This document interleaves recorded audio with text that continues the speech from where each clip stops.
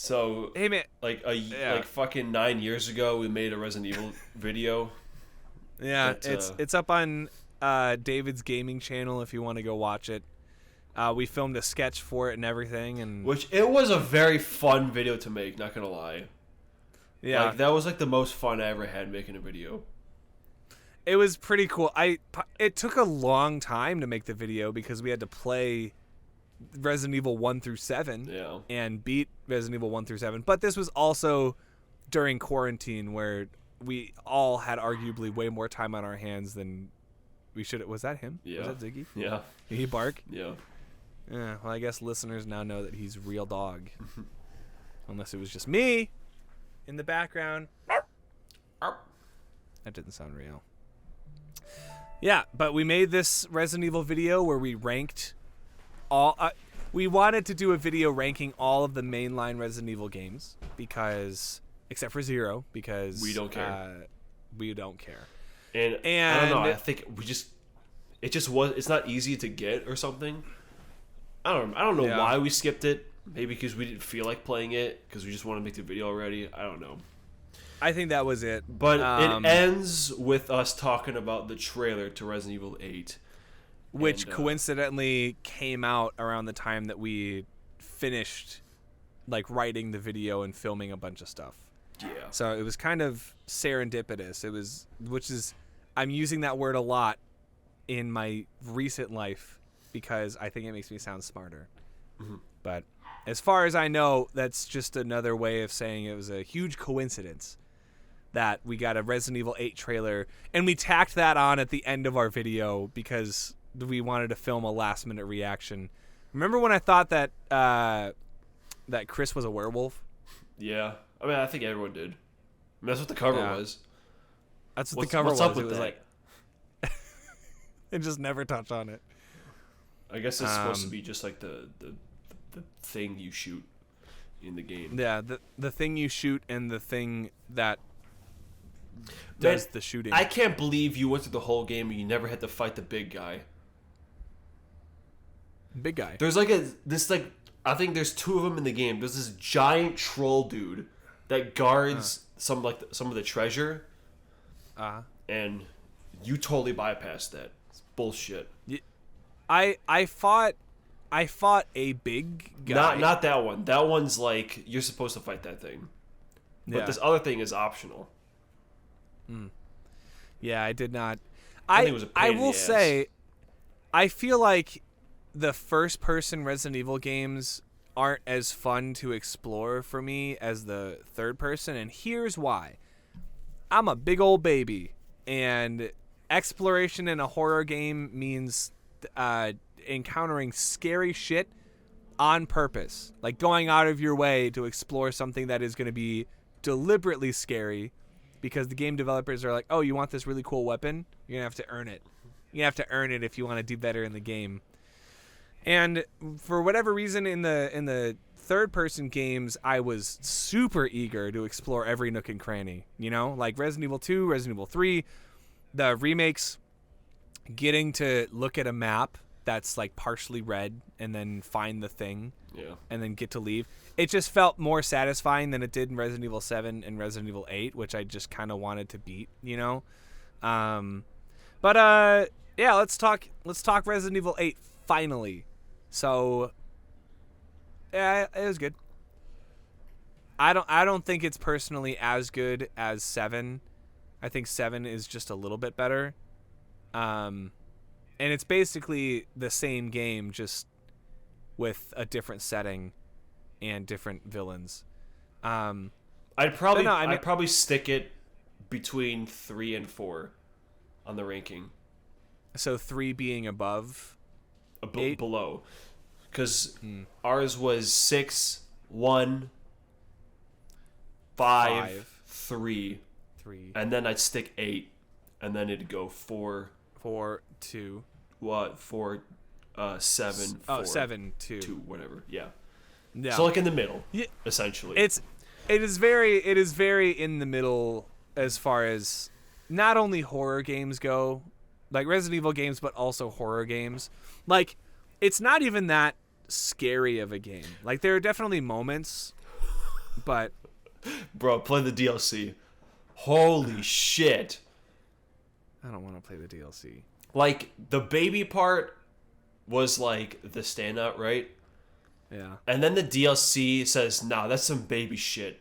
We're going to stick some mannequins in the game, and it's going to be fucked. Beyond fucked. Oh, yeah. We were talking about this at dinner one day. Yeah, I think I saw clips of the mannequin. Dude, I played that shit at Josh's place because I didn't want to buy the DLC. Yeah. And I was like, bro. Because when I played the base game by myself, I obviously played it in the dark by myself. And the baby part was fucked. But if I would have played that... I forgot to mention the car again. Of course. Great. What car is it? It is a VW. Oh, wait. It's a Volkswagen Golf 5 GTI. I think it's 2005. And it's yellow. But if I would have played that fucking part by myself with the lights out, my ass would be turning that shit on. That was so fucked. Yeah. There's something about inanimate objects that it's like Uncanny Valley, but like it's a level deeper. Because video games are already kind of Uncanny Valley because they look super realistic. But then you throw in mannequins, which in real life are Uncanny Valley because it's like, it looks like a human, but it's not. It's like this instinctual fear that humans have, like living creatures have when they see something that's like you know when you put a plushie of a cat in front of a cat and it starts like hissing and like growling and getting really upset, you know? It's like that, but like with humans, it just manifests as, what the fuck is that?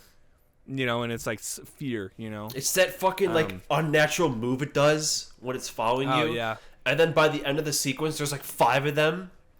Yeah. Oh my fuck. Yeah, I'm good. I'm okay. I might watch someone play through it, like the PT. I might buy the demo. DLC just to make you play it. I refuse to be the only one. All right, well, it's got to be October then. It's got to be during spooky season. Oh, fuck. Because I'll make you sit your ass down here and play that shit. Well, we got Resident Evil 4 Remake coming out at the end of March. And then I still want to play the Dead Space remake. I still got to beat Final Fantasy VII Remake. Basically a bunch of games that are being remade I got to finish. Yeah. Basically, the point is that Resident Evil 8 has the single most scariest moments of the fucking franchise. And that I have to applaud for. I haven't played the whole thing, but fuck that. None of the other ones are going to come close to that thing. That is fair. And I have to wonder, like, does a good Resident Evil game, like, what makes a good Resident Evil game? And I guess it's the same as, like, what makes a good scary movie. And, like, sometimes it's not even, like, the scary... Okay, yeah, it's the scary things. It's the things in the movie that are supposed to be scary, but, like, when it's a game, I feel like, you know, on top of being scary, it also has to be, like... Sometimes you don't even... Now, you know what? I didn't think about this through. I didn't think this explanation through before I started opening my mouth. Because you can have a really simple, scary game that's genuinely scary because you're just moving around. You know? It's like sometimes the scariest horror games are the ones where you only have one button and it's like to move around and then to click on stuff.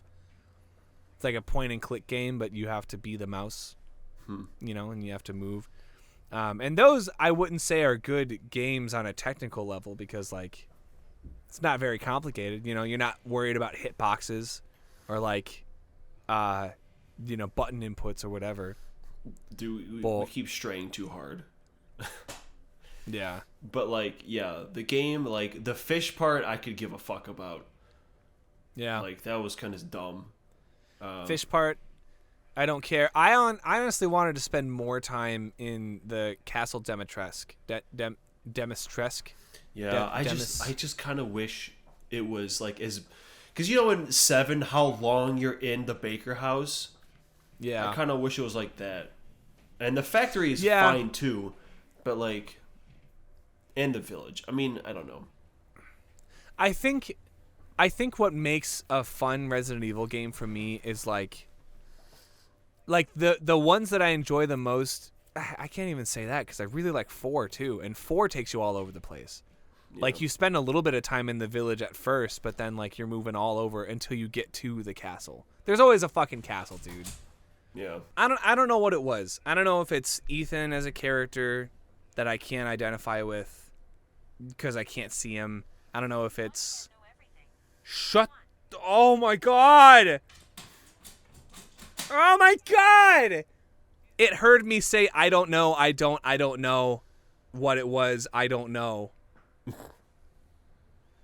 Great. Technology, right?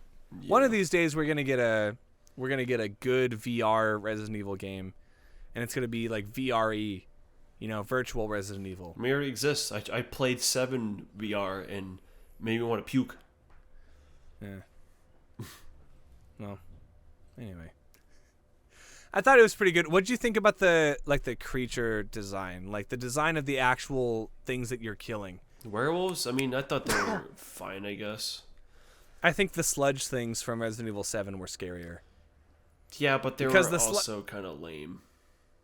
Yeah.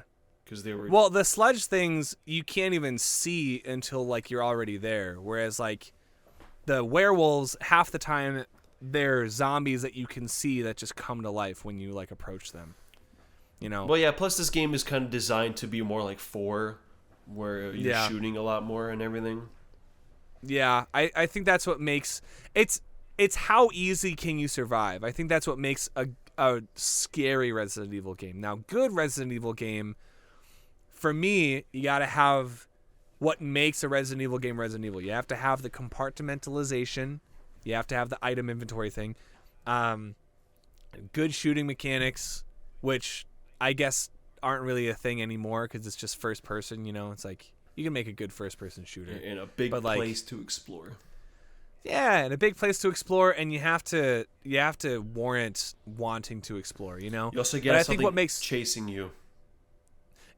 That works super well for creating tension. Oh man, with freaking Nemesis and then Mr. X in the second game, and then Lady Dimitrescu in this one. Oh yeah, and then the all of them in 7, right? All of them chase you. You got I mean the Marguerite's like walking around a bunch. Jack chases you. Yeah, pretty much. Yeah. I mean, besides the son, but he doesn't even show back up to like the DLC. Yeah. So yeah, I think Resident Evil 8 it's a good game. I don't think there are any genuinely bad Resident Evil mainline games except for 6. Yeah. And 5 if you're playing it single player, because co-op, that shit's so fun. Yeah. Yeah, so we finally are able to talk about Resident Evil 8, and I don't know if there's anything that we missed as far as this game goes. There's always stuff that we missed, but general consensus, it's fun, and it's got some of the scariest moments in the franchise, but overall it's not as scary as some of the other games are. Except one part that is really fucked. Yeah. Gameplay wise, the shooting isn't as fun as it is in other games. The exploration isn't as fun as it is in other games, but it's still a good story, and it's still a good Resident Evil game. Be sure to check in with us at probably the beginning of April, where we talk about the Resident Evil 4 remake, which at this point, is it coming out on PS4? Like, can you get it? Oh, that's a good question.